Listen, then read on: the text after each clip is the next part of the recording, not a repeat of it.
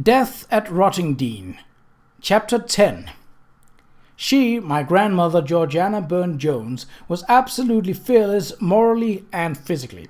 During the South African War in 1898 to 1900, her sympathies were with the Boers, and she never hesitated to bear witness without a single sympathizer.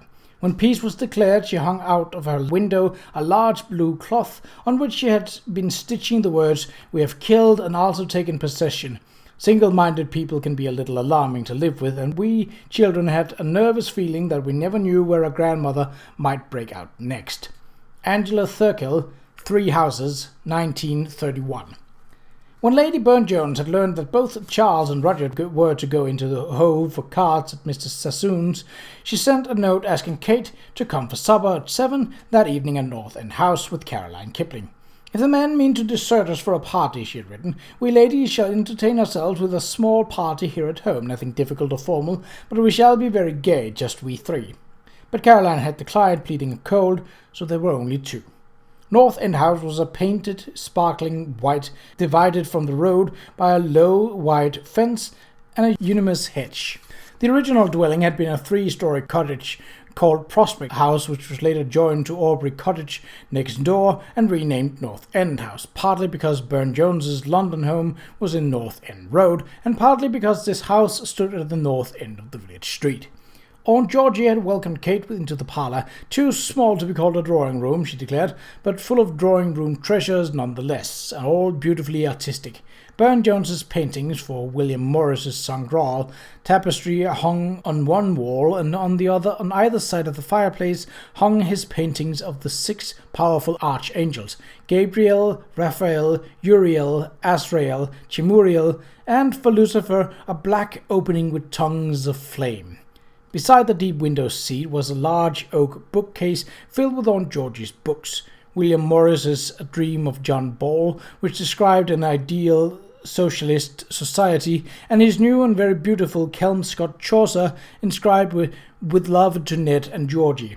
John Ruskin's Force Clavigera, a treatise on social reform for the British working class, and The History of Trade Unionism by Beatrice and Sidney Webb, whom Aunt Georgie proudly said were friends of hers and colleagues in the cause of social reform. And behind the parlour door stood a little brown cottage piano that Burne-Jones had delicately painted, with girls playing in the garden and Death, scythe in hand, knocking at a garden gate.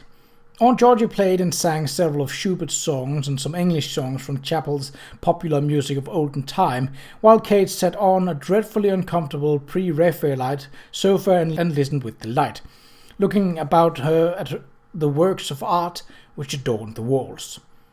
Had she been able to look into the future, she might have seen the little painted piano in the South Kensington Museum, where it was removed in later years, or glimpsed at the archangel's images in countless books of art history, or read about the drawing room itself in a delightful memoir called 3 Houses, written by Aunt Georgie's granddaughter Angela Thirkell, some 34 years later.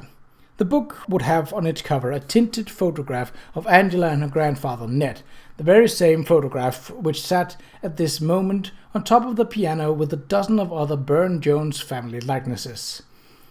And had she been able to read Angela Thirkell's reminiscences, she would probably have chuckled at the insightful truth of the writer's affectionate observation that my grandmother was curiously removed from real life.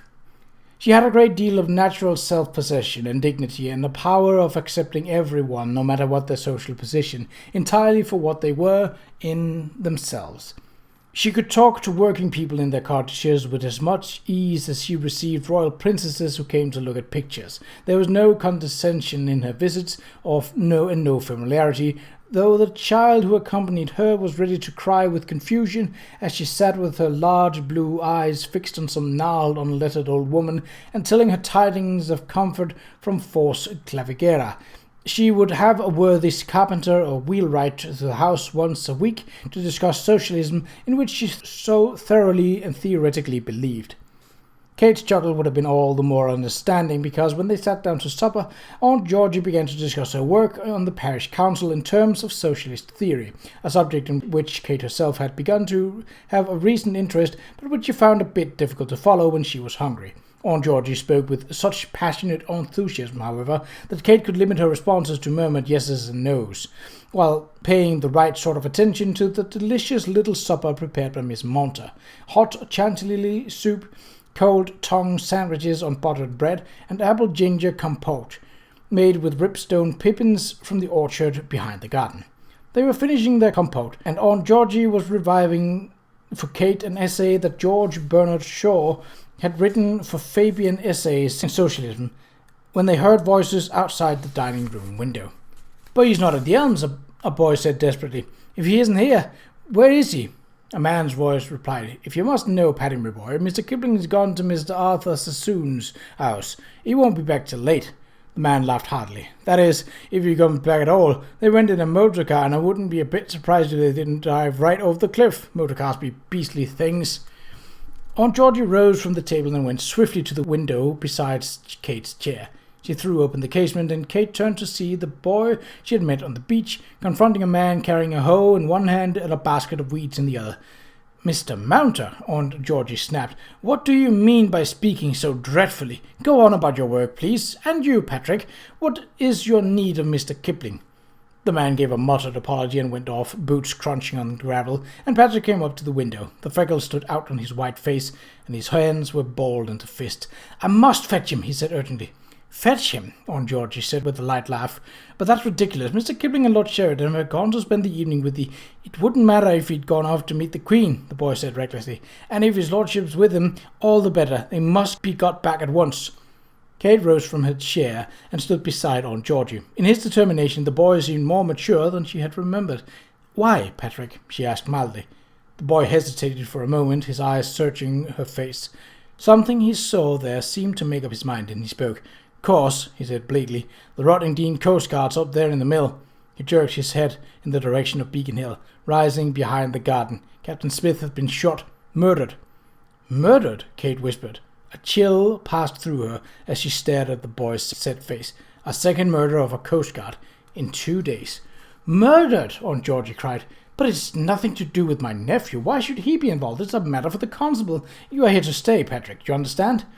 "Goodbye," Patrick said. "And don't tell the constable." He was gone before the woman could open the mouth to protest. Aunt Georgie turned to Kate, consternation written on her face. They stared at one another for a moment, then Aunt Georgie seemed to pull herself together. "Something is going on here, Kate," she declared. "Something unspeakably dreadful. But this is my village. I serve on the parish council, and I tell you what, that I will not allow evil to corrupt this beautiful place.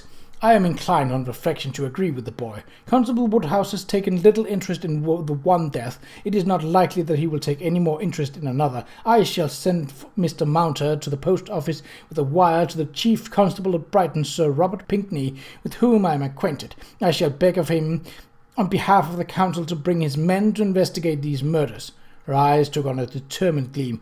"Early in the morning you and I shall drive to Black Rock to visit poor Mrs. Radford, and when we return I shall personally call at every house in the village, asking the inhabitants to tell me what they know about this wretched business." Kate was silent for a moment. She did not like to contradict Aunt Georgie, but she did not think it likely that the truth, whatever it was, would be rooted out by a door-to-door canvass. More, the matter could not be let go until the chief constable from Brighton put in an appearance, whenever that might be. "I am sure those are all good measures," he said at last, "but there is something more immediately pressing. The scene of the murder cannot be left unattended until the chief constable arrives from Brighton or Charles or Rudyard return from Hoe. Someone may stumble on the body and disturb or destroy important evidence."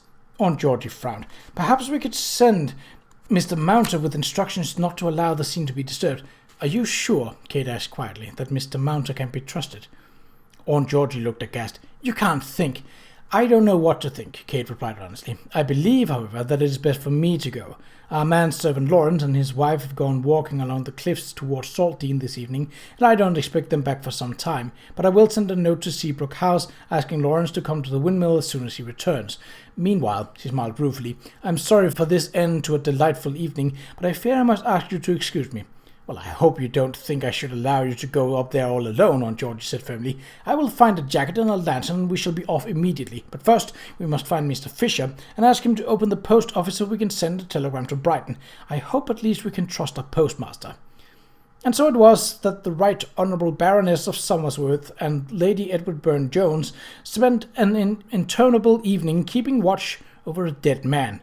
With an involuntary shudder, Kate held up a lantern and glanced hurriedly at the body to make sure it had not been disturbed. And then she and Aunt Georgie sat just inside the door of the old windmill, waiting as the last light faded over the channel, and a pale sliver of waning moon rose over the silent fog-shrouded downs, speaking only in whispers, as if their voices might wake the man who had been hastened so rudely to his eternal sleep. "The dead coastguard," Kate said. "What is his name?" "Captain Reynolds Smith," Aunt Georgie replied. "He was assigned here several years ago from Dover.